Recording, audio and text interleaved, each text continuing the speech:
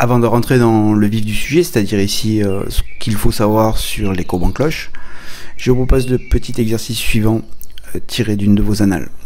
À la lecture de cet énoncé, qu'est-ce qu'il faut retenir et qu'est-ce qu'on connaît déjà comme résultat?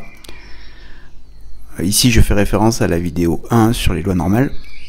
Je vous conseille de faire un petit arrêt sur image et de prendre le temps de prendre conscience de l'énoncé et de noter déjà les choses que vous connaissez déjà. Après le petit décompte qui va s'afficher, la solution va apparaître. Donc, qu'est-ce qu'on peut dire ici? Déjà, X, c'est la consommation d'une machine en litres, d'une machine à laver. C'est toujours important de prendre conscience de quoi on parle et ce que les lettres représentent. Donc, X ici, c'est la consommation d'une machine en litres. Mu égale à 90, ce qui veut dire qu'en moyenne, une machine consomme 90 litres d'eau.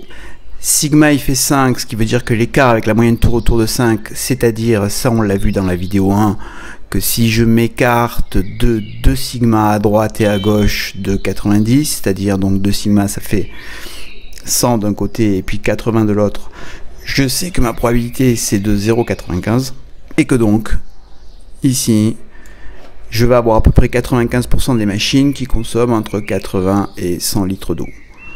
Donc tout ça, c'est un petit résumé que vous pouvez faire dès l'énoncé et qu'il est important de faire pour justement être à l'aise quand on vous pose des questions. Si on continue l'énoncé, on vous dit le graphique figurant en annexe à rendre avec la copie représente la courbe de densité de la variable aléatoire x. Qu'est-ce que c'est que ça? Alors, pas de panique. Qu'est-ce que c'est la courbe de densité? Eh bien, la courbe de densité, c'est une courbe qui permet de calculer des probabilités en associant l'air sous la courbe à la probabilité.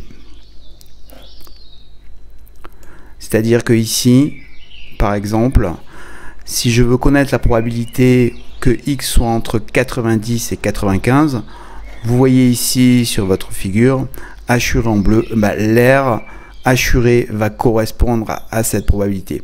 Il y a une correspondance entre la probabilité et l'air sur la courbe. Alors toute loi normale est associée à une courbe en cloche. Donc ça sera toujours une courbe qui a la forme d'une cloche, comme sur la figure ici. Et comme l'air est associé à la probabilité, toute l'air sous la courbe fait 1 qui correspond au 100% des probabilités. Cette courbe a toujours un axe de symétrie et l'axe de symétrie est toujours à mu. Donc ici on voit dans l'exercice que votre axe de symétrie, c'est toujours là où il y a le sommet de la courbe en cloche.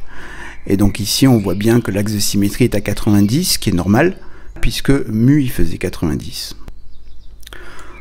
Comme mu est un axe de symétrie, la moitié de la courbe fait 0,5. Et donc on a ici la probabilité que x soit supérieur ou égal à 90 mis en valeur ici par la partie hachurée en bleu sur le graphique, c'est égal à 0,5 puisque toute la courbe fait 1, la moitié de la courbe fait 0,5 et évidemment de l'autre côté, c'est-à-dire p de x inférieur ou égal à 90, ça va être égal à 0,5.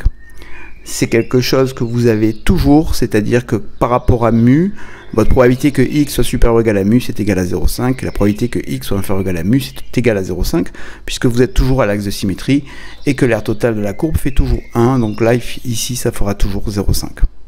En résumé de ce qu'il faut retenir, toute loi normale est associée à une courbe en cloche, la valeur de la probabilité est égale à la valeur de l'aire correspondante, mu est à la position de l'axe de symétrie de la courbe en cloche, l'aire totale sous la courbe en cloche est égale à 1, et la moitié de l'air partant de l'axe de symétrie ou allant jusqu'à l'axe de symétrie est égale à 0,5. Vous voilà pareil pour répondre aux questions sur les courbes en cloche. Energize.